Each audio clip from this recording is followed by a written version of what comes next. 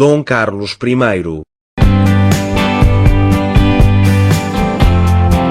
Dom Carlos I de Portugal, nasceu em Lisboa no Palácio da Ajuda, a 28 de setembro de 1863 e morreu no Terreiro do Paço, a 1 de fevereiro de 1908.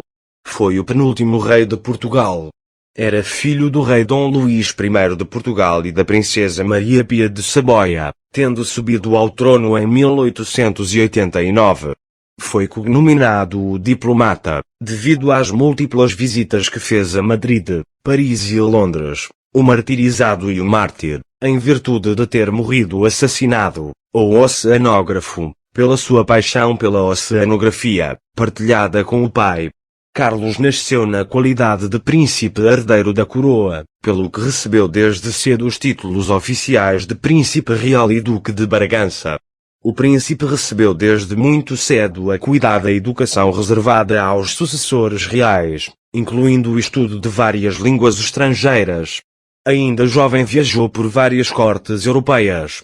Foi numa dessas deslocações que conheceu a princesa francesa Amélia de Orleans, filha primogênita do conde de Paris. Após um curto noivado veio a desposar a princesa, em Lisboa, na igreja de São Domingos, em 22 de maio de 1886.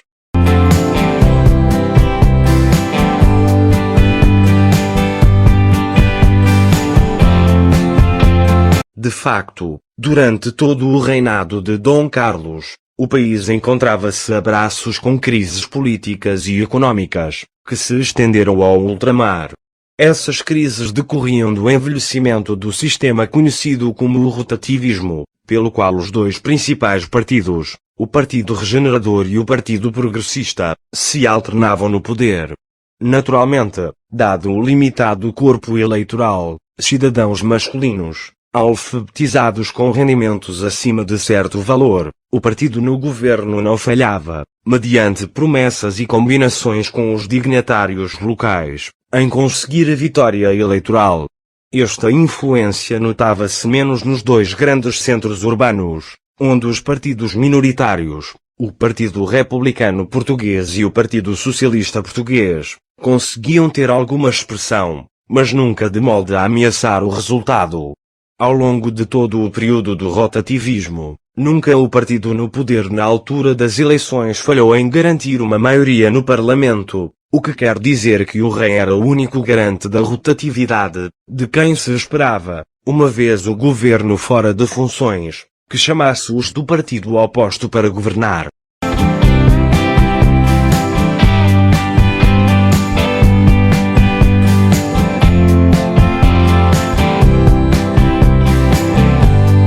O sistema tinha os seus vícios, pois de cada vez que um partido assumia os cargos políticos no ministério, os membros do partido cessante assumiam as funções administrativas não governamentais, como por exemplo a presidência do crédito predial. Assim se garantia que os membros de ambos os partidos tinham sempre cargos estatais, o que não era de modo a incentivar uma séria fiscalização governamental. Apesar disto, o sistema, de inspiração britânica, teve o seu período áureo entre 1878 e 1890, dando ao país a estabilidade que lhe faltara nas décadas anteriores. Por volta de 1890, no entanto, começou a dar mostras de desgaste, agravado pelas crises financeiras, provocadas quer pelo maciço investimento nas obras públicas feito durante o fontismo, quer pelo investimento militar levado a cabo em África para cumprimento do princípio de ocupação efetiva decidido na Conferência de Berlim em 1889. A esta situação se juntavam os escândalos financeiros, como a questão dos adiantamentos, com que a propaganda republicana aproveitou para atacar o sistema, e com que a oposição atacava o governo.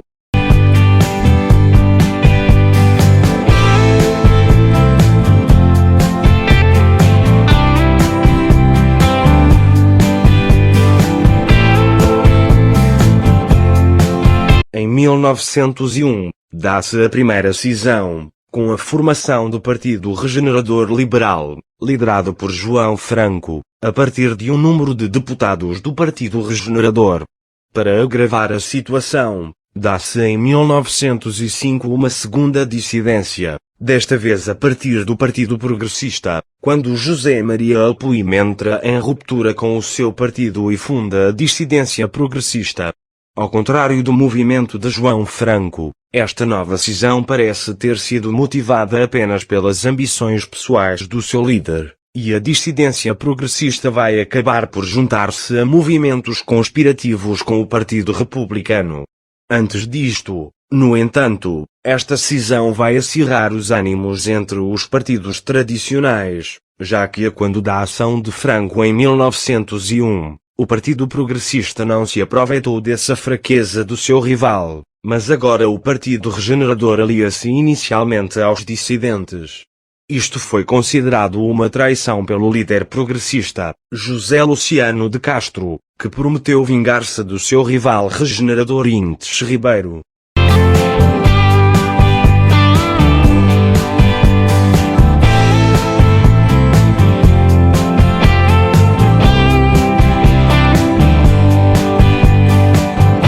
Dom Carlos partiu com toda a família para Vila Viçosa, o seu palácio preferido.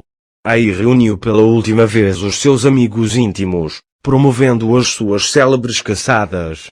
É nesta altura que tem lugar a tentativa de golpe de Estado, que é agorada por pronta ação do governo.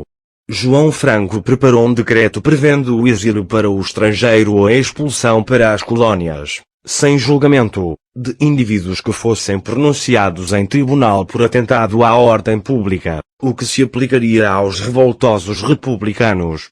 O rei assinou o decreto ainda em Vila Viçosa, e conta-se que, ao assiná-lo, declarou: "Assino a minha sentença de morte, mas os senhores assim o quiseram."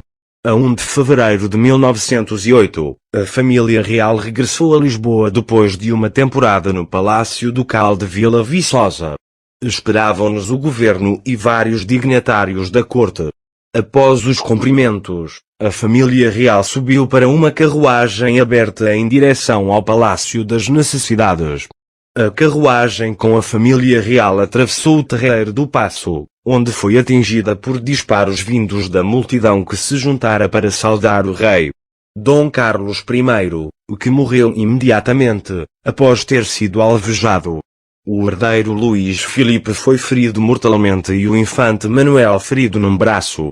Os autores do atentado foram Alfredo Costa e Manuel Buissa, e foram considerados à época os únicos. Os assassinos foram mortos no local por membros da Guarda Real e reconhecidos posteriormente como membros do movimento republicano. Jaz no Panteão dos Braganças, no Mosteiro de São Vicente de Fora em Lisboa, ao lado do filho que com ele foi assassinado.